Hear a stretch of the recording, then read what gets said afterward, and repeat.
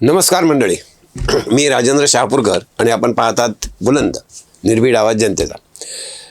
मित्र हो, गेल्या काही महिन्यापासून शरद पवार यांच्या म्हणजे वाढत्या वयामुळे, आरोग्याबद्दलच्या तक्रारीमुळे आणि भविष्यातील पक्षाच्या नेतृत्वाबाबत निर्माण झालेल्या संभ्रमामुळे राष्ट्रवादी म्हणजे शरद पवार यांच्या प्रचंड अस्वस्थता असल्याच्या चर्चा सुरू होत्या. आता या अस्वस्थतेला थेट संघटित दबावाचे स्वरूप आलेले दिसते.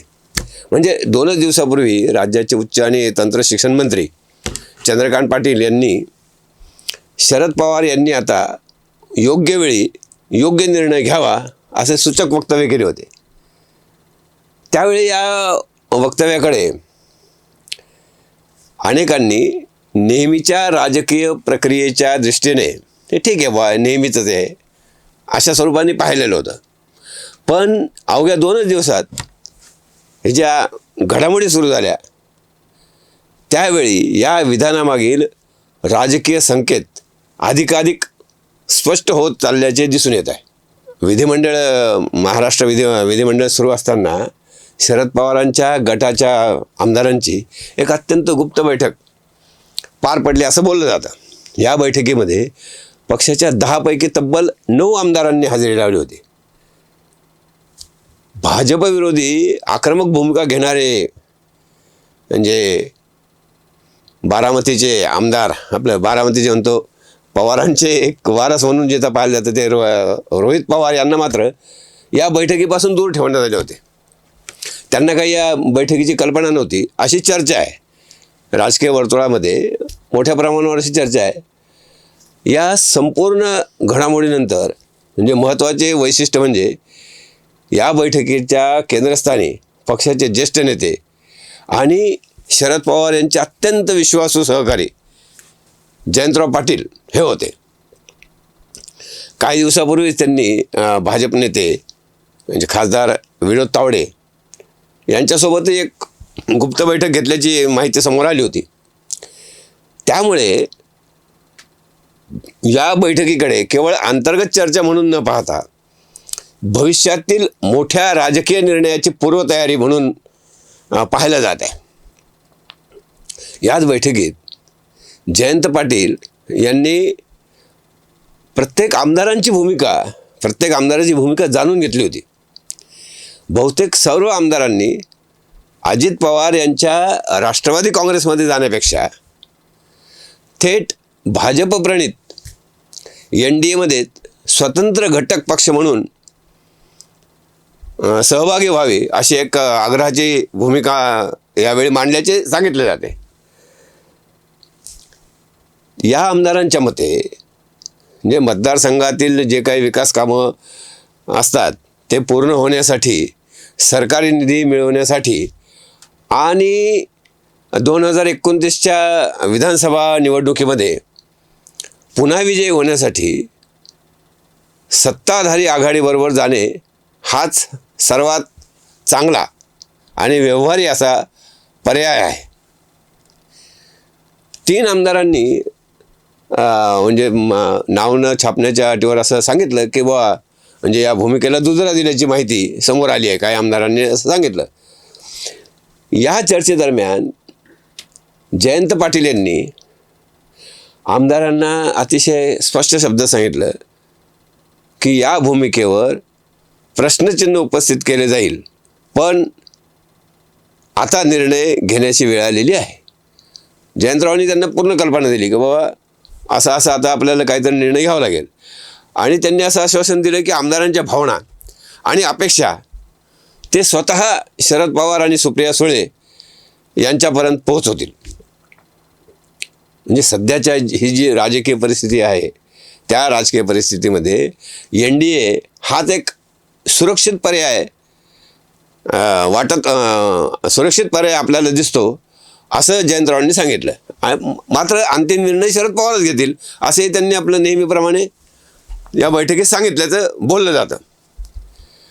आता रोहित पवार यांना या बैठकीपासून दूर ठेवण्यात आल्यामुळे त्यांनी पुन्हा प्रत्येक आमदारांशी वैयक्तिक संबंध साधला, वैयक्तिक संपर्क साधला. म्हणजे तुम्ही खरोखरच भाजपमध्ये भाजपबरोबर जाण्याच्या मनस्थितीत आहात का, अशी थेट विचारणा त्यांनी केल्याचे बोलले जाते.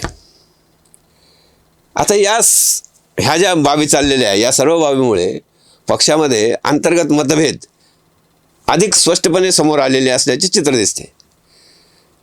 या संपूर्ण घडामोडीच्या मुळाशी सर्वात मोठा मुद्दा आहे तो म्हणजे राजकीय अस्तित्व टिकवण्याची धडपड. शरद पवार गटातील 10 आमदारांच्या राजकीय परिस्थितीकडे म्हणजे बारकाईने जर पाहिलं तर हे चित्र अधिक स्पष्ट होतं. माढ्याचे आमदार अभिजित पाटील, करमाळ्याचे आमदार नारायण पाटील आणि माळशिरसचे आमदार उत्तम जानकर यांनी नुकत्याच झालेल्या विधान परिषदेच्या निवडणुकीमध्ये पक्षाच्या भूमिकेपासून वेगळी भूमिका घेतली होती आणि भाजपचे उमेदवार राजेंद्र राऊत यांना उघड पाठिंबा दिला होता. त्यावेळी त्यांनी धैर्यशीर मोहिते पाटील यांच्या विरोधात भूमिका घेत भाजपशी संवादाची जी दारं आहेत ते खुली असल्याचे स्पष्टपणे संकेत दिले होते. वडगाव शहरीचे आमदार बापूसाहेब पठारे यांची परिस्थिती फारशी काही वेगळी नाही. 2024मध्ये महायुतीमध्ये अंतर्गत संघर्षात त्यांचा राजकीय फायदा झाला होता. मात्र पुढील निवडणुकीमध्ये विजय मिळवण्यासाठी आणि भविष्यातील म्हणजे आपला आमदार व सुनेला भाजपच्या तिकिटावर स्थानिक राजकारणात सेटल करण्यासाठी संधी मिळावी म्हणून सत्तेच्या जवळीक जाण्याचं त्यांचं धोरण आहे. मोहोळचे जे आमदार आहेत राजू खरे यांनी तर काही दिवसापूर्वीच मी नावालाच तुतारेवाला आहे, मला चुकून तुतारी हातात घ्यावी लागली असं स्पष्टपणे सांगत सुटलेले आहेत. हे सगळं काय चाललंय राष्ट्रवादीमध्ये? हेच म्हणजे पवारांचा जो कमी झाला की काय? सोलापूर जिल्ह्यामध्ये भाजपने आखलेल्या राजकीय रणनीती पाहता ते देखील आता आपल्या भवितव्याचा विचार करतील अशी शक्यता अनेक राजकीय निरीक्षक व्यक्त करीत आहेत.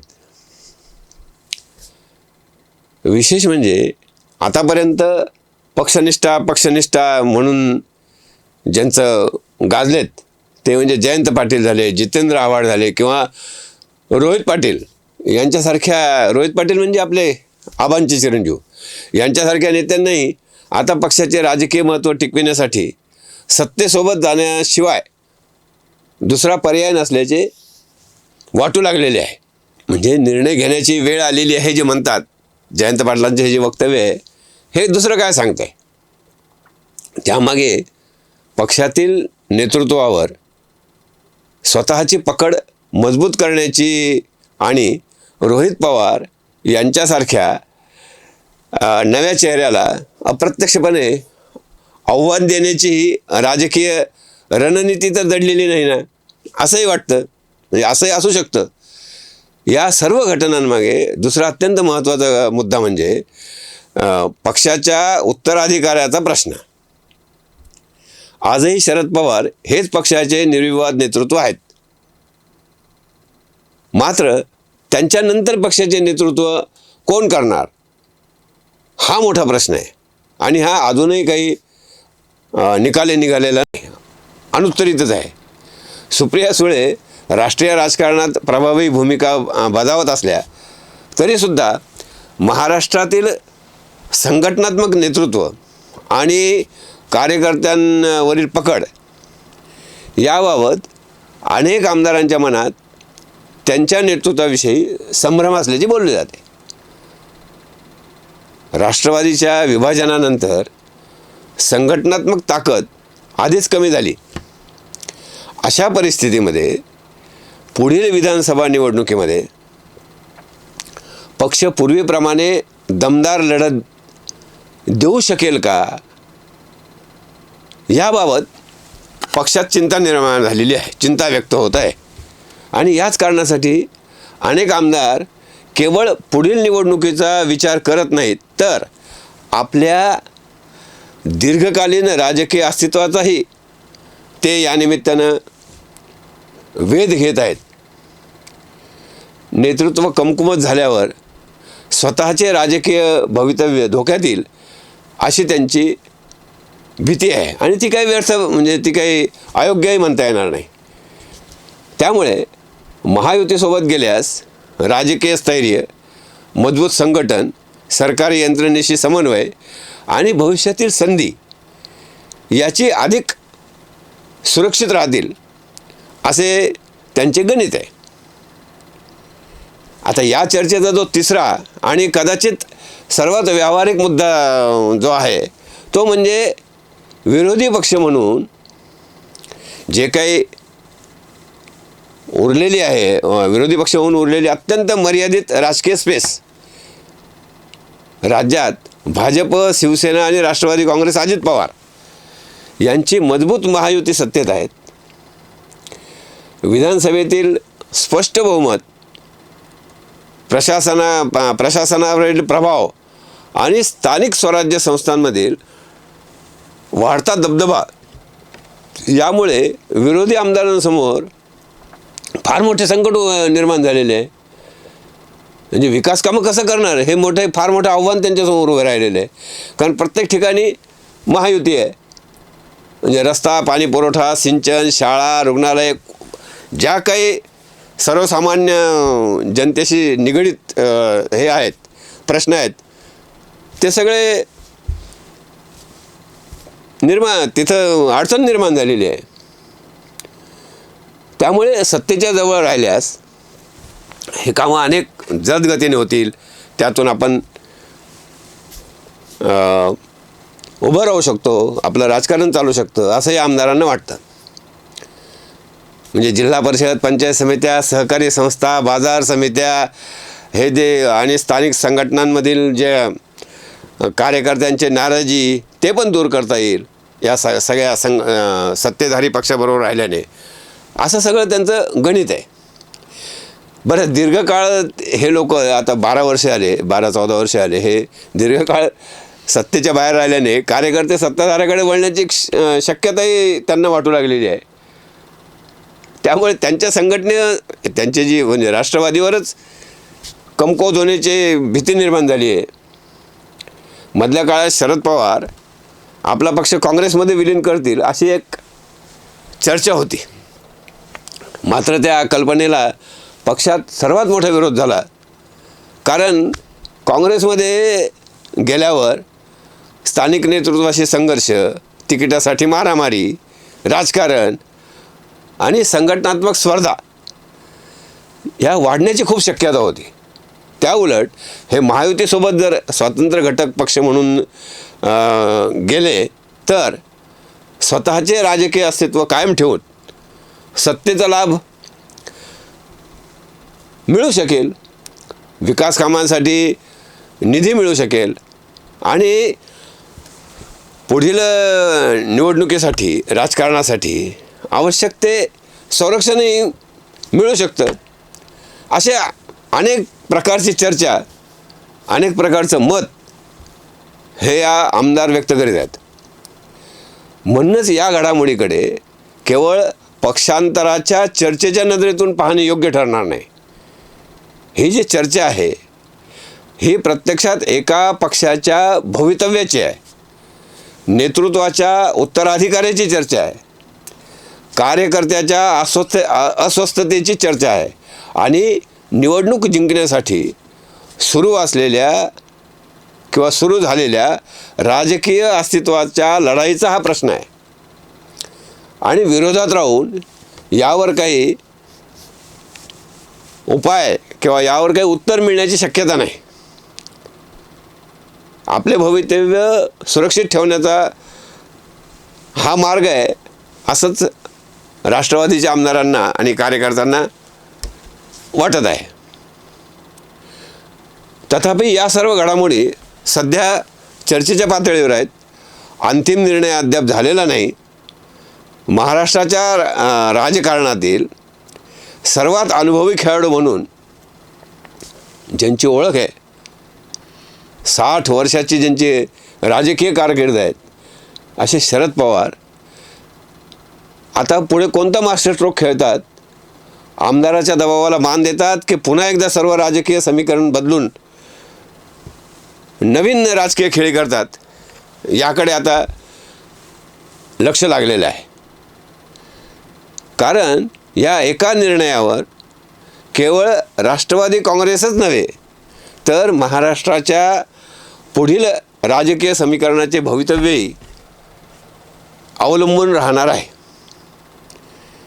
विशेष म्हणजे काल का परवाच राष्ट्रवादी शरद पवारांच्या नेत्या सुप्रियाताई सुळे यांनी केंद्र सरकारने पावसाळी अधिवेशनात मतदारसंघ पुनर्रचना संदर्भामध्ये घटनादुरुस्ती बाबतचा जर प्रस्ताव आणला तर आम्ही त्याला पाठिंबा देऊ अशी भूमिका जाहीर केली आहे. त्यामुळे आता हे नवीनच म्हणजे हे जे आहे याला बळकटीच मिळते. त्यामुळे राज्याबरोबरच केंद्रातसुद्धा राष्ट्रवादीला मंत्रिमंडळात सामावून घेतले जाईल काय? सुप्रिया सुळे जर उद्या केंद्रीय मंत्री म्हणून दिसल्या तर फारसे आश्चर्य वाटायचे कारण नाही असे वाटते.